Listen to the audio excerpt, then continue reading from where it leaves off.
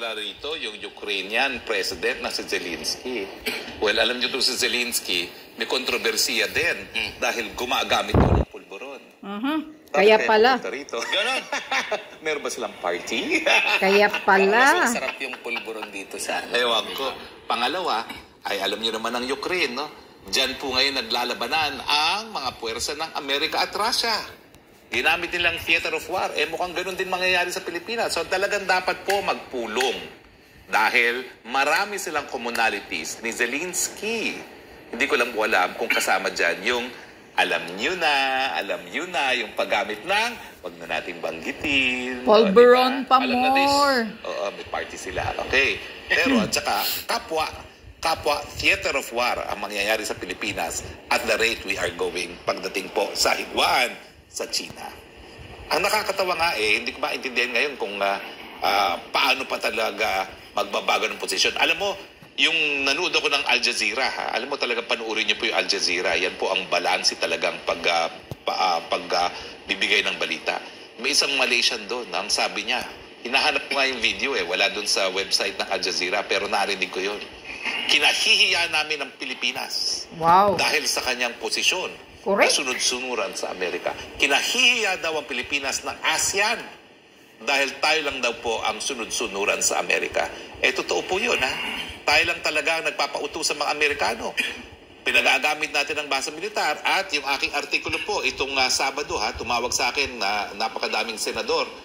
Naku po, bagamat nakita nga natin sa pahayagan yung balita na nag-deploy dito sa Pilipinas sa mga Amerikano ng medium-range missile launchers, hindi po nila sinabi kung anong importansya nun. Hindi po nila sinabi na kamuntik na tayo magkaroon ng nuclear war nung matapos ang invasion of pigs nung panahon ni JFK sa panig ng Cuba at ng Amerika dahil sa mga medium-range missiles. Na naging dahilan, matapos po yun, na iwasan pong aberya kasi tinanggal ng Russia yung kanyang yung mid-range missile launcher sa Cuba at tinanggal din ng Amerika yung kanyang mid-range missile launcher sa Turkey. Matapos po yun, nagkaroon ng mga tratado na pinagbabawal itong missile, yung medium-range missile na sa panig ng Russia at ng China at marami silang sinirang ganyang mga missiles. Pero umalis po ang Amerika sa tratadong yan. At ngayon po ay nakarating sa Pilipinas. At alam mo yung sabi ng mga komentaryo, ang Pilipinas lang po ang foolish enough. Ano bang English translation ng foolish enough? Tatanga-tanga. At pinayagan ang pagdating dito sa Pilipinas ng middle range missile launcher. Talaga naman tanga si Putin. Nakamuntik na tayong magkaroon ng nuclear war nung panahon ni JFK. Bangag, tanga naman talaga. Ngayon, ang unang-una nagsalita laban dyan, yung ambahador ng Russia, hindi po sa Pilipinas, doon pa sa Amerika. Na talagang yan po ay magdudulot na naman ng arms race sa buong Asia. At nagsalita rin po ang China na dahil yung medium range missile kayang targetin ng China at Russia, talagang ito po talaga ay magdudulot na naman ng insecurity sa region. Pero ngayon, doon narinig ko yung pananaw ng Malaysia, nararamdaman din pala na bantayan sa ASEAN. Kasi kung titignan mo, tayo nga lang ang sunod-sunuran sa Amerika, so yung presensya ng missile range cruiser launcher sa Pilipinas, pwedeng bantarin yan sa mga bansa ng ASEAN na hindi sunod-sunuran sa Amerika. Kaya nga. Ano bang nangyayari sa ating Pilipinas? Ano ba talaga? Yan talaga ang importansya na malaman natin na nasa tamang pag-iisip ang ating presidente. Kaya nga, hihilain na natin. Kinakaladkad sa indulto. Sabihin nyo nga sa akin. Yun po inosente. Ewan ko kung meron tayong picture. Pero yan po nalathala sa lahat ng dyaryo, Abril. Na kabahagi ng mga balikatan, nagdala sila dito nung mid-range missile launcher. Alam mo kasi portable to Pwedeng isakay sa barko at it can reach up to 1,800 miles ata yun, no? So talagang meski hindi po yan nasa barko, pwede na po niyang marating ang China, pwede na rin niyang marating ang ilang mga syudad sa Russia. At siyempre, banta sa lahat ng bansa na ASEAN na po pwedeng targetin kapag sila tumutol sa mga Amerikano. Kaya nga. Imantakin ninyo, kamuntik nang magkaroon ng gera nuklear nung nakaraan dahil dito sa ganitong armamento. Bakit pinayagan natin sa Pilipinas? Ibangag kasi si Kuting. Anong kabaliwan yan? Tanga. O anong kabaliwan yan? Magkikita raw Gago ngayong umaga si President na Zelensky at presidente. si Pangulong Marcos sa Malacanang. May papakita ko sa iyo, attorney, kung ano masasabi mo dito. O yan. Akala ko kapartner sila sa... yung pala Polvoron. kapartner ko sa balita pala. Ayan. Pero baka meron silang common undertaking mamaya sa palasyo. Alam na this. Sabi naman Let's dito ng party! netizen, ano daw, same as useless. Attorney, doon sa kamakailan St. lang. Peter's, kaya pala. Merong naganap, di ba, dyan sa Singapore, merong Shangri-La Dialogue or Defense Forum. Yun nga yung dahilan, kaya nagsalita yung Malaysia. Oo, at Kahihiyan ng Pilipinas sa ASEAN. ang sabi nila. nagpaparinigan sila doon Alam mo naman, nabigyan sila ng pagkakataon. Nahihiya na ang Malaysia sa Chinese, inyo, sa Defense Pilipinas. Minister ay nagbanggit doon na meron daw certain bansa, hindi niya binanggit, pero ang sabi niya, may certain bansa na hindi sumusunod daw doon sa sa agreement, bigla na lang nag-iiba, tapos may pitik din siya dito sa Estados Unidos though, kumbaga meron na silang military to military communications with the US dahil nga sa pagtindi ng tensyon dyan sa Asia, dito sa Asia Pacific. Pero ang sabi nga ni Chinese Defense Minister Dong Jun, and I quote, "We will not allow anyone to bring geopolitical conflicts or any war, whether hot or cold, into our region. We will not allow any country or any force to create conflict and chaos in our region." Diba, naalala natin, ito din yung mga linyahan or ganito rin yung sinasabi ni Pangulong Bongbong Marcos before na walang dapat makialam dito sa tensyon na ito dahil ito ay usapin patungkol sa Pilipinas at China. Ikaw naman, kandidato siya noon. So meron siya karapatan bumalentong. Bakit naman siya tinatali sa mga pananalita niya? Bumalentong na nga siya sa halos lahat ng importanteng issue. Okay, so wag mong sisihin. Okay. Pero ito talagang mahilig siya bumalentong karapatan niya yon. Pero may punto rin ang Chinese Defense Minister dito kasi nga may nakikialam kasi ng mga bansa. Kumbaga, actually, lang to China and Taiwan na conflict.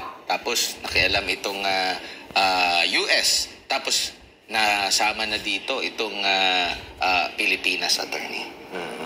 Well, alam niyo po, yun nga po, no? Kaisa-isahang naging pro-US ang Pilipinas.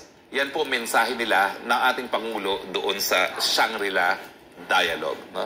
Alam mo kasi pag sinabi nila na we want ano ba yun? Yung rule of law at saka ano yun? Rule-based order. Rule-based order. Ibig sabihin maka-Amerikano. Yan yung mga linya. Dahil lahat ng hindi ayon sa Amerika, hindi sila rule-based order. Okay? Well, okay, mag-rule-based order tayo. Bakit ang Pilipinas hindi pa rin ngayong kinikilala ang Palestine bilang isang independyenteng bansa? 148 states na po ang kumikilala sa Palestine. Tayo, sunod-sunuran pa rin sa Amerika. Hindi pa rin kinikilala. Akala ko ba international rule-based order?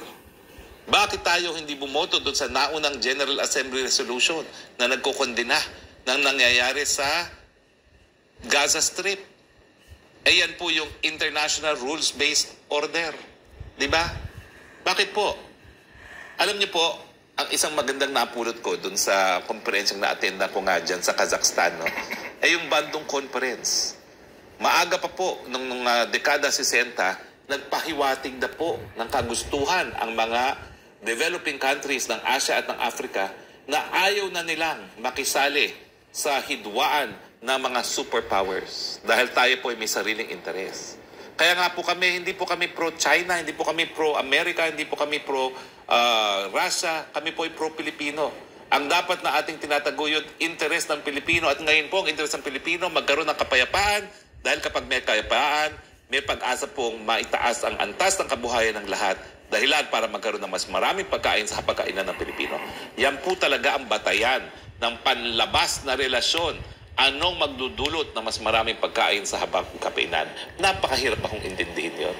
At napakahirap ang intindihin na kapag nagkagera, wala pong mas maraming pagkain sa hapagkainan. Yan po mangyayari sa Pilipinas. Gaya na nangyari doon sa lugar ni Zelensky na nakikiparte ngayon sa Malacanang. Nako, komento dito ng mga tao. Para saan yung pagpupulong? Wala naman daw, attorney, may pagmamalaki ang Ukraine ngayon dahil Kaya nga. ibang-iba dahil sa gera.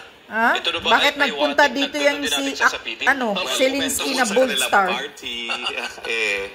Yun na nga po dahil alam niya na susunod na ang Pilipinas na maging Ukraine. Kaya siguro compare sila cards at sabihin, huy exciting to. Madudurog na naman ang bansa mo.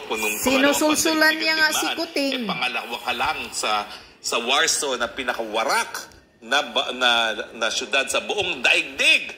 Mangyayari na naman yan ngayon. Ano ang mai-offer sa tingin mo ng Pilipinas sa Ukraine? Wala. Di ba nangangailangan din tayo?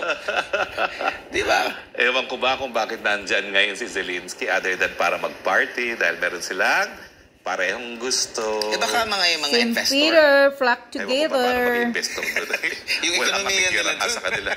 Well, anyway, sanay naman tayo sa mga pledge na hindi naman nakakarating dahil lang kaya sadsad ang stock market at bagsak ang presyo ng piso. Ano naman kayo masasabi niya ng Russian embassy? Nako. Ay, nako, pabayaan mo na sila muna. Yeah, kaya nga. Yun nga lang.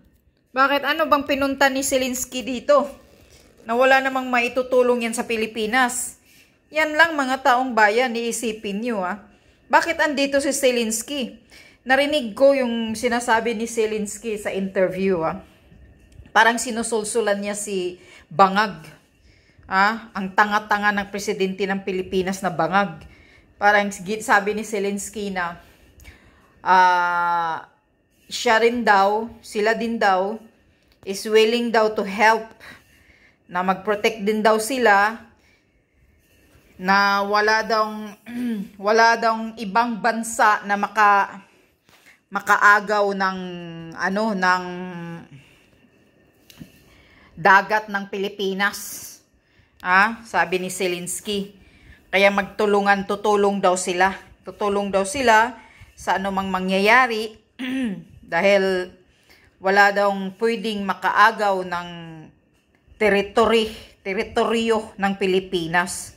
Yun ang narinig ko kay Zelensky. Parang sinusulsulan niya si Kuting. Yung isang tanga-tanga nating presidente. Mag-isip nga kayo, bakit andito yan Zelensky na yan? Ako. Sabi pa ni, mayroong nagsasabi, Bold Star. Sabi ni Rocky, magkaparehas ng pakpak pala. Mahilig sa pulburon din. Diyos ko. Yan may sasabihin lang ako sa inyo, mga men and uniform Kung halimbawa talaga matuloy ang gyera, tapos magkakaman si Kuting sa inyo, na ayan, tuloy na ang gyera, ganyan, get ready mga men in uniform because ganyan matuloy ang gyera, kunyari. Halimbawa lang, susunod ba kayo? Ito ang tanong ko sa inyo mga pulis, sundalo, or ano man kayo dyan, basta mga men in uniform or susunod ba talaga kayo na makipagyera sa China? Kontra sa China?